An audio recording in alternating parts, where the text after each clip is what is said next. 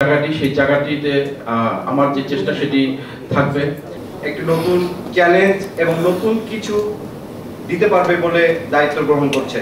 আর এই আয়োজনে প্রধান অতিথির বক্তব্যে প্রধান নির্বাচন কমিশনার এএমএম নাসির উদ্দিন বলেন, আগামী ত্রয়োদশ জাতীয় সংসদ নির্বাচন নিয়ে সিইসি বলেন, জনগণের ভোটাধিকার ফিরিয়ে দিতে বর্তমান কমিশন বদ্ধপরিকর। আর তাই ভোটার তালিকা হালনাগাদ শেষে ডিসেম্বরকে টার্গেট করে অক্টোবরে সংসদ নির্বাচনের তফসিল ঘোষণা করা হবে। ইলেকশন ডেটের প্রায় অন্তত 2 মাস আগে শিডিউল ডিক্লেয়ার করা লাগে। যদি ডিসেম্বরে হতে হয় আমাকে অক্টোবরের মধ্যেই শিডিউল ডিক্লেয়ার করতে হবে। কারণ নমিনেশন ফাইল থেকে আরম্ভ করে, স্ক্রুটিনি থেকে আরম্ভ করে, উইথড্রয়াল থেকে আরম্ভ করে, আবার ওরা আপিল টাপিল করবে, সব কিছু, আবার ক্যাম্পেইনের জন্য সময় দেওয়া, এগুলো সব মিলে আমার তো 2 মাস তো লাগবেই।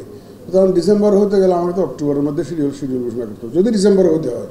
সিইসি আরও বলেন, দলীয়করণের দিন শেষ, অন্তর্বর্তীকালীন সরকারের ঘোষণা অনুযায়ী সংসদ নির্বাচন অনুষ্ঠিত হবে।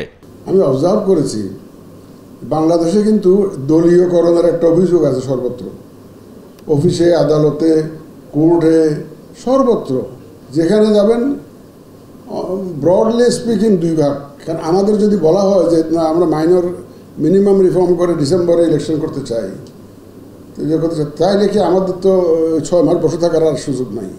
নিখুঁত ও স্বচ্ছভাবে ভোটার তালিকা হালনাগাদ করার বিষয়ে নির্বাচন কমিশন প্রশ্নহীন থাকবে বলেও স্পষ্ট করেন সিইসি। এছাড়াও সুষ্ঠু নির্বাচন আয়োজনে কিছু আইন সংশোধন করা জরুরি বলেও মনে করেন প্রধান নির্বাচন কমিশনার এএমএম নাসির উদ্দিন।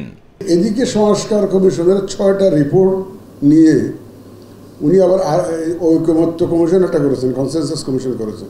আবু সাদ অপু, মাই টিভি, ঢাকা। নগর নির্বাচিত সভাপতি সহ